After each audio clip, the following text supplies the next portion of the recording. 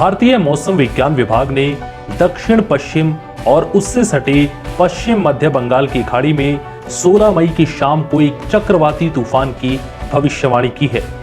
IMD ने कहा है कि दक्षिण पूर्वी बंगाल की खाड़ी में निम्न दबाव का क्षेत्र बना हुआ है। अगले 12 घंटे में ये डिप्रेशन बन जाएगा।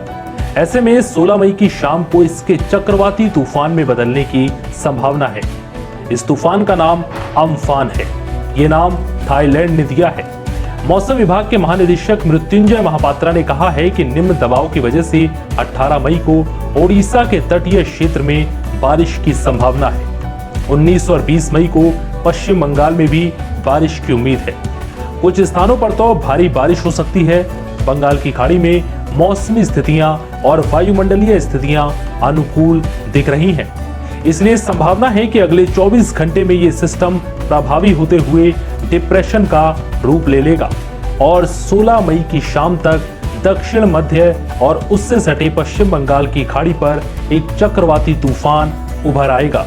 मौसम विभाग के महानिदेशक मृत्युंजय महापात्रा ने कहा है कि यदि ये तूफान विकसित हुआ तो पहले 17 मई को उत्तर और उत्तर पूर्व की ओर बढ़ेगा और फिर इसके उत्तर पश्चिम की ओर बढ़ने की संभावना है। विभाग के अनुसार ये तूफान मानसून की प्रगति में मदद करेगा। बता दें कि अम्फान इस साल का पहला चक्रवाती तूफान होगा। आईएमडी ने 8 राज्यों में रेड अलर्ट जारी किया है और मछुआरों को बंगाल की खाड़ी के दक्षिण और समुद्र के दक्षिण में न जाने की सलाह दी है और जो मछुआरे समुद्र के इलाकों में गए हैं उन्हें भी तत्काल वापस बुलाने की बात कही गई।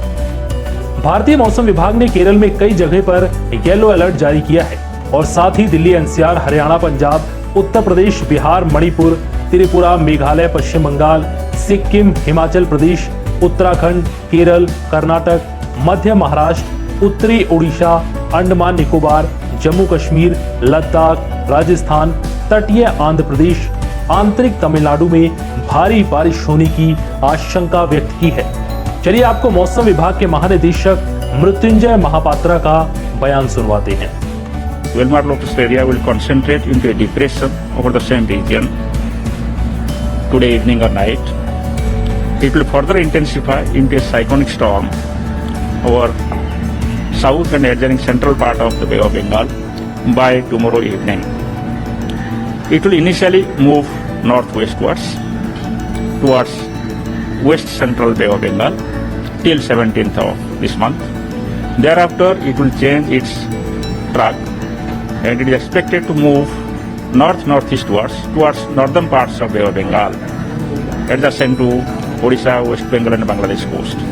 और साथ ही ये भी कहा है कि दक्षिण व केंद्रीय बंगाल की खाड़ी में 15 मई की शाम से ही 55 से 65 किलोमीटर और 16 मई को 75 किलोमीटर प्रति घंटे की रफ्तार से हवाएं चलने का अनुमान है।